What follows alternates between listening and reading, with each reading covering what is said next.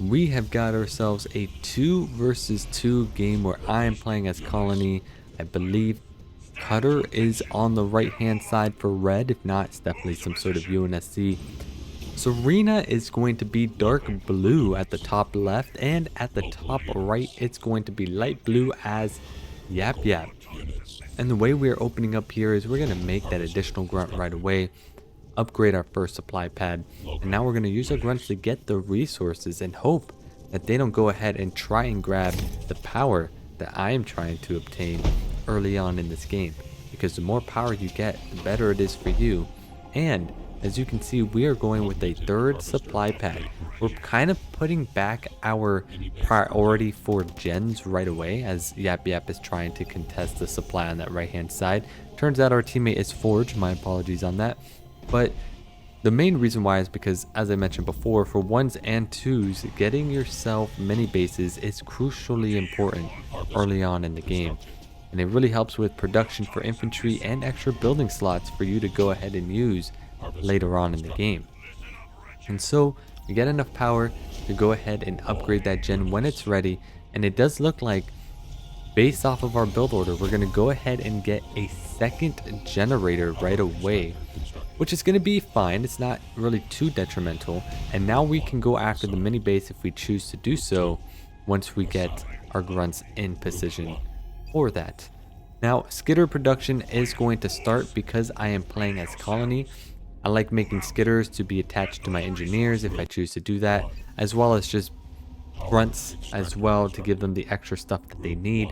So other than that, things look relatively smooth so far. We got ourselves our second mini base. We got a good production of grunts coming in now with skitter in production as well.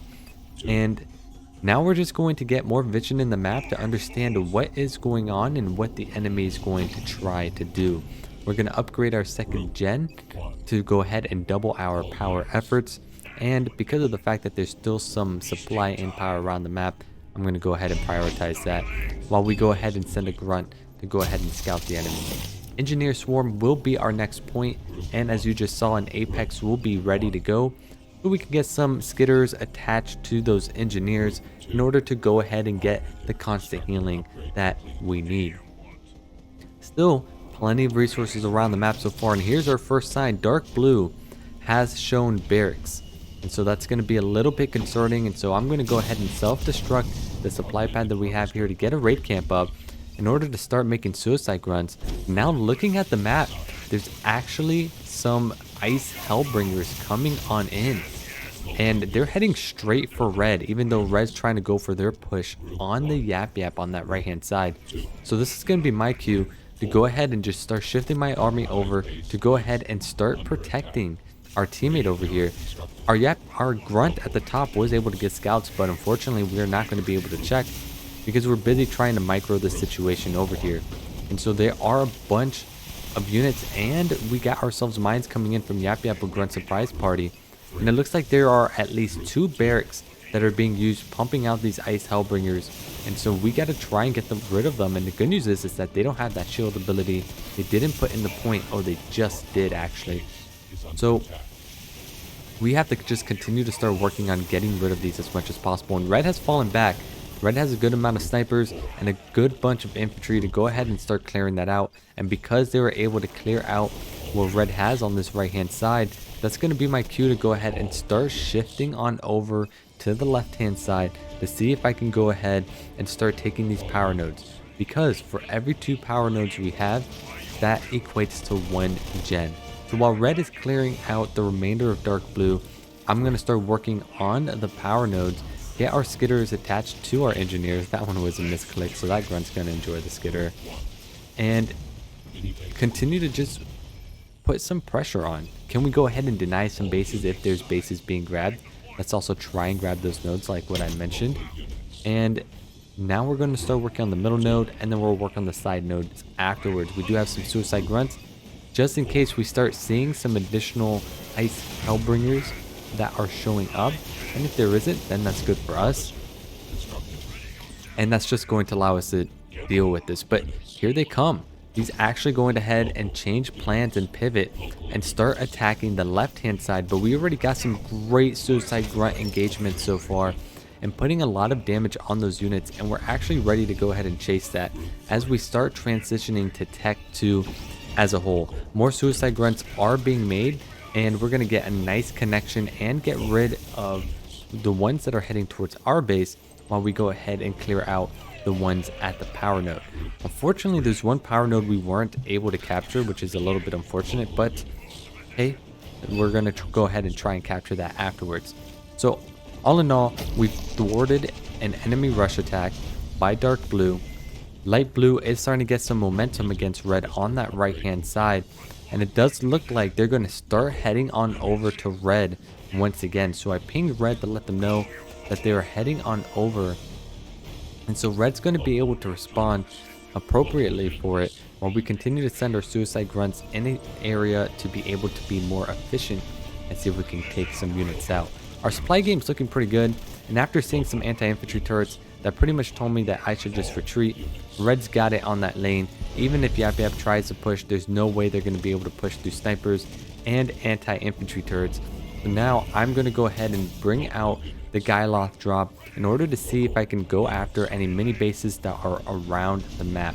We still don't have what we need yet to get our leader upgraded, but we are going to at least be able to remove some of the units that are over here. We got ourselves a beautiful flank with the suicide grunts hitting the elite rangers really well. This was a lot of good damage, and we're going to end up clearing all these elite rangers that are on this side of the map. We will fall back a bit because we don't want to get hit by the mine, but it does look like there's no mini base grabs from middle so far, which is nice to see. But we're definitely going to need a second base. We've been staying on one base for a little bit longer than what I would have liked. We did deny a second base, which is really nice to see, but we need to figure out what our next play is. So I'm going to continue to grab some minis around this map so far, but so far it's not really anything too crazy. We stopped a lot of aggressiveness from both sides, but because I don't have that second base established right away, I'm kind of in a punished situation, right? I'm floating a lot of supply, and those supplies can go towards the gen if we can afford it. But now we got ourselves a base from Light Blue, and we're going to go ahead and try and engage this. We do have Engineer Swarm if we need it, and there we go. Cleansing Beam will come down, so we're going to try splitting to the best of our ability. But we haven't really lost that many units. A lot of them took significant damage. We didn't really lose anything, which was nice to see. And look at that. It turns out Dark Blue had 3 Barracks early on in the game, and because of that they were able to not really have much of the mid game so far because they committed a lot towards that infantry at the beginning of the game. So with what we've got, we're going to go ahead and continue to pressure Light Blue.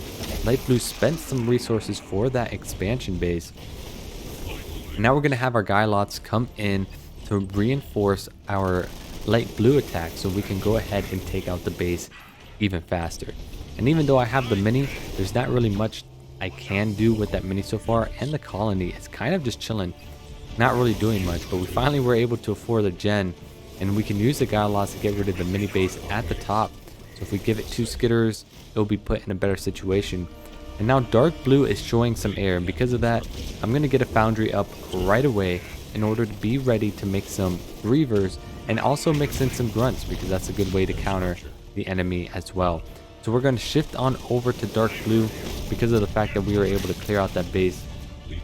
And Dark Blue is very distracted so far by the mini base at the top, which is absolutely fine. But more grunts are going to be made, and now we're going to start pressuring Dark Blue's base. And honestly, looking at our army so far, I don't really know where everything's at. We're getting additional grunts come in. We do have 2 elite rangers, which aren't really necessary to have at this point in time, but it's still something nevertheless. And we're going to go ahead and get our upgrades for that building, finally take one of the nodes, and send our Gyloth at mid to go ahead and try and do something about that. But here comes some Hornets going after my colony, and our colony doesn't even have Siphon, but we do have Shroud, which is going to help provide the cloak, and that means we can use our Gyloth to go ahead and distract to go after the mini base on their side, the double mini. Red's doing some pressure on Light Blue on that right hand side, and it doesn't look like much is coming to it so far if you look at the map. But we are getting a lot of supply right now, and we're making some good moves over here. We're going to retreat our guy loft just a little bit because we were able to use it as a distraction to pull off the air to then go ahead and attack dark blue's second base, and was able to remove it. Now, red's still trying to do some work on light blue. I'm going to make some turrets and some base defenses just because of the fact that there's air I have to go ahead and deal with, and because of that I want to just make sure that the airs don't come in at a different situation to try and stop a transition from happening as a whole. So one thing air users like to do is pull their air army, flank it around and hit the base, and if you don't have base defenses you can get punished for that relatively well. And so right now they're still incredibly distracted by the Guyloth, and we're still floating plenty of supply. So now with what we've got, we can go ahead and see if we can put the icing on the cake and be able to try and take out dark blue with this push on this side. So we're getting our base defenses up still, which is going to be nice to see. We're not at max pop, but we will get combat repairs, and this should be enough to go ahead and start dealing with dark blue. We have the anti-air, we have the grunts, we have the shrouds, we have a colony drop, Guyloth drop that we're going to go ahead and use. And now we just got to sit tight. Goodness, sit tight and try and just put the additional damage to try and target down the turrets first, because they can go ahead and freeze us. And there you have it. Dark blue actually ends up resigning. Well, not really resigning, self-destructing. If you resign, you technically lose more points along the game in regards to your MMR. But if you self-destruct your base, you actually don't lose as much when you get eliminated. But all in all, that's the decision that they decided to do. Let me know down in the comments. This game does look pretty much over. We both have second bases. They were on one. Do you think it was worth trying to go ahead and just self-destruct your base and then go for an engagement, or just do what dark blue did? I'd love to know your thoughts on it, as well as if I could have done anything better in this game as a whole. But they started off with triple barracks, and I didn't really know that until later on in this game because I wasn't paying attention to the scout that the grunt gave us. But we're easily able to go ahead and take out what's left over here from dark blue, therefore eliminating dark blue from the game. There we go, it just happened. And now we have to go ahead and just focus on light blue, which means we're going to get one more engagement, and it may be a decent one just depending on what Yap Yap has. Yap Yap's been fighting in the shield generator, helping themselves out. So the first move I'm going to go ahead and go for is see if there's an expansion base being taken by light blue to go ahead and deny that first. And then we'll go ahead and hit the main base afterwards, because light blue has a relatively good sized army right now full of grunts and elite rangers. And so this still will be a pretty simple game from here on out, but we want to still just be able to take out and finish the game strong for our teammates and for you viewers out there. And so if you enjoyed this 2v2 commentary and would love to see more of it, feel free to hit that like, let me know down in the comments, and subscribe if you have not already, while we go ahead and get one more big engagement that I was talking about. So I think easily on paper the elite rangers can be a problem, right? I have a lot of grunts, I don't have a lot of anti-infantry, but we do have the upgrades first and foremost, and we do have the engineering swarm secondly, and I just feel like we have shrouds as well and engineers to go ahead and give damage reduction. Just 2 shrouds alone can stop some stuff. And so now we're going to go for this engagement. We're going to go ahead and take off the top of the army while we zone them out at their main base. And now here they come. They're going to start trying to come over here. And the first thing we're going to do is back up our engineers and our shrouds while we go for some great grenade moves to get rid of all the grunts that are up front. And now they're trying to pull everybody up a little bit more forward, but it's not really working so far. They were able to do a drop behind us, which is going to be very nice on their part, but with the army that we haven't lost a single unit so far. This is where the upgrades come in, as well as the fact that the engineer swarms, the shrouds, and the engineers as a whole was able to just put the icing on the cake here. So I said that we need to do it, and we were able to go ahead and do that with colony. Now all that's left is to go ahead and take out the remainder of the units and take out the expansion base. So I'm going to go ahead and leave it off with this before we go to the stat screen. I want to mention this. I've been mixing things up. We got 1v1s on Monday.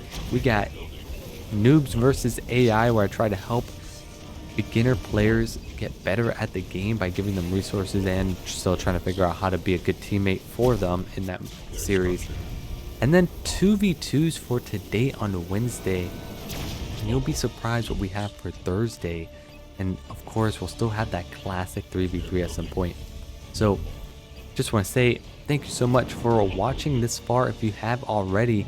And now let's go ahead and take a look at the stat screen. And so we have a 43 on our team, and we went against a 95 and an 84. And I pretty much dominated in almost every section of the game. Most supplied generated, most power generated, least units lost, and most units destroyed. So with that being said, hope you enjoyed your day, evening, afternoon, morning, whatever it is. Hope you continue to have a fantastic day, and I'll catch you in the next commentary video.